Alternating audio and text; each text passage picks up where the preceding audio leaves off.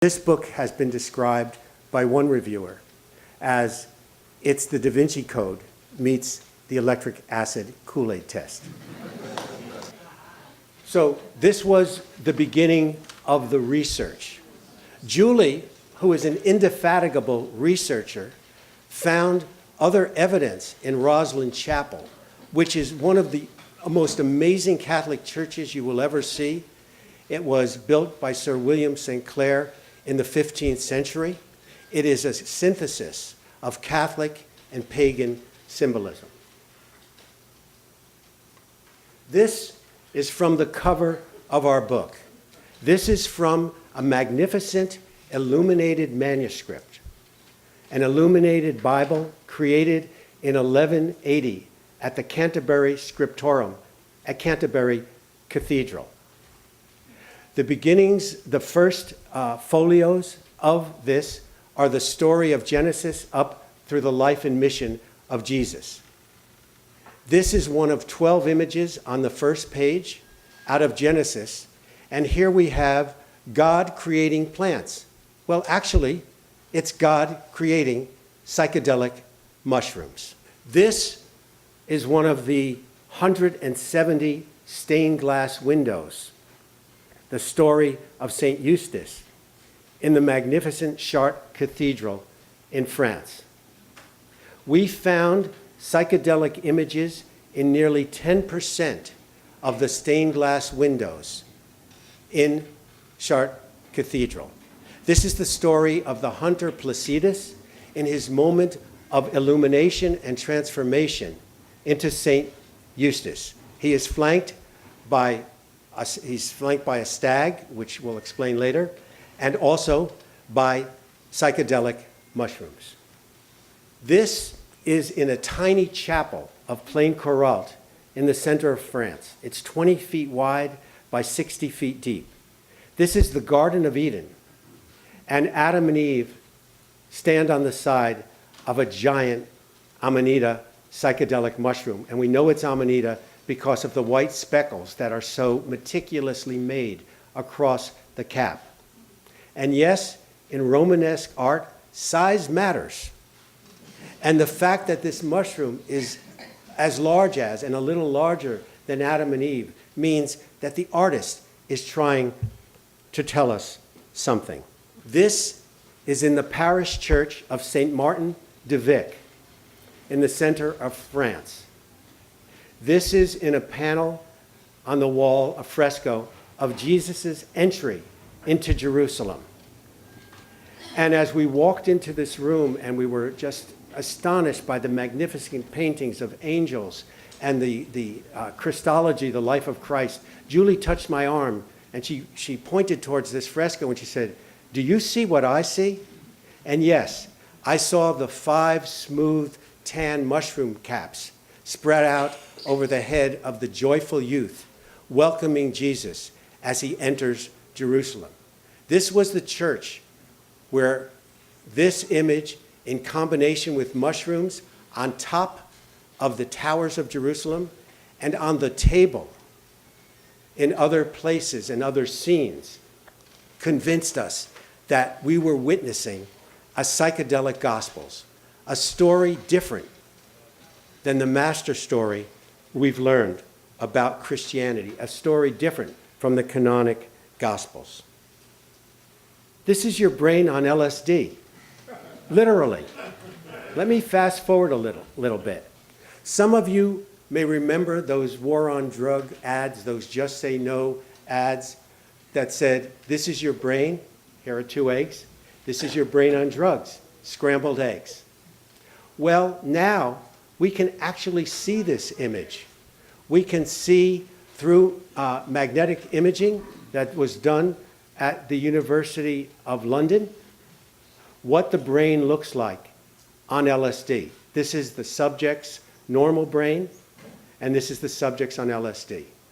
And under normal functioning, the visual images go back to the visual cortex.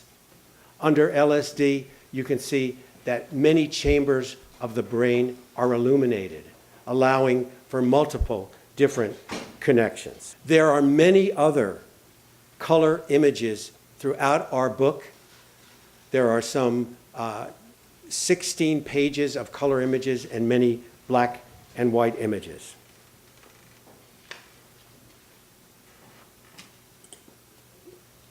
What are the implications? What are the implications of our research? Inevitably, the question arises, well, what about Jesus?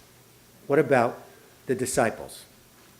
There is no datable Christian art from before 200 AD for a variety of reasons.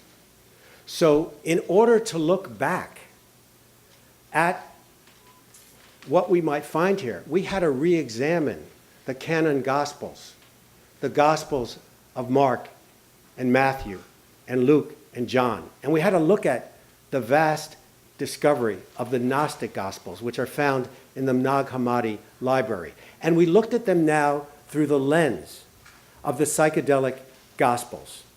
And what we found in different passages that say, if you eat of my flesh and you drink of my blood, you will attain immortality, to paraphrase. Well, certainly Jesus was not speaking about cannibalism, which would have been repulsive to Romans and Jews alike. We believe that he was describing a psychedelic mushroom plant. There is no smoking gun. We will not have, and probably never have, any visual evidence or scriptural direct evidence from that time. But what we found, and we talk about this in chapter 14 on the kingdom of heaven, by looking back at the canon Gospels and the Gnostic Gospels through the eyes of the Psychedelic Gospels, is a different image than emerged in Orthodox Christianity from the 4th century on. God and man are not wholly separate. They are one. The kingdom of heaven is not above or below. It's within. And Jesus did not come to save man from sin. He came to teach enlightenment. This perspective is most clearly articulated in the magnificent Sermon on the Mount, which you can find in Matthew and in other texts. Ye have heard it said that thou shalt love thy neighbor and hate thine enemy. But I say unto you, love your enemies, bless them that curse you, do good to them that hate you, and pray for them that despitefully use you or persecute you. While our findings are dramatic, it is not our intention to challenge or question anyone's fundamental belief in Christianity, but rather to reveal a mystery that we believe is present in many of the world religions, including Judaism and Christianity. For as Catholic brother David Stendhal Rost of the Order of St. Benedict said, if I can experience God on a mountaintop through a sunset, why not through a mushroom prayerfully ingested? I want to briefly ask, where do we go from here? We are in an era of the new science of psychedelics after 3 decades of being demonized and made illegal. In the past 10 years, psychedelics have come up from the underground and on the verge of bursting into the mainstream, mainly through advances in medical and scientific research. And sort of the mothership for all of this is the Multidisciplinary Association for Psychedelic Studies, MAPS, maps.org, who have financed and funded or collaborated on many of the medical and scientific discoveries. It took 300 years, or over 300 years, for the Catholic Church to apologize to Galileo for saying that the Earth was not at the center of the solar system. We hope that at least a consideration of our findings in this book, the findings we make in this book, will happen a little more rapidly. At that time, if you said that the Earth revolved around the sun, you were blasphemous. Today, our government says that if you use psychedelic drugs, which have no medical or scientific benefit, you're a criminal. I ask you, if we ban plants, are we truly free? There are advances happening in several areas. I just want to touch on a couple of them.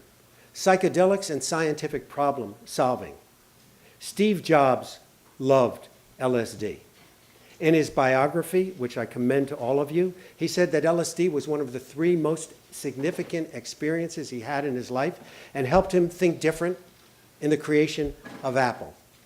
There have been a number of scientifically valid experiments where mescaline has been given to engineers and architects who are working on a problem and mathematicians that they could not solve for 3 months, and 80% of them had major breakthroughs that were independently validated and led to commercial applications.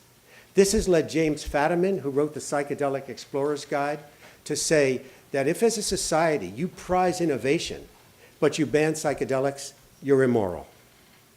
Medical and therapeutic applications. Cannabis and psychedelics are proving useful in the treatment of post-traumatic stress syndrome, depression, alcoholism, and other psychiatric disorders.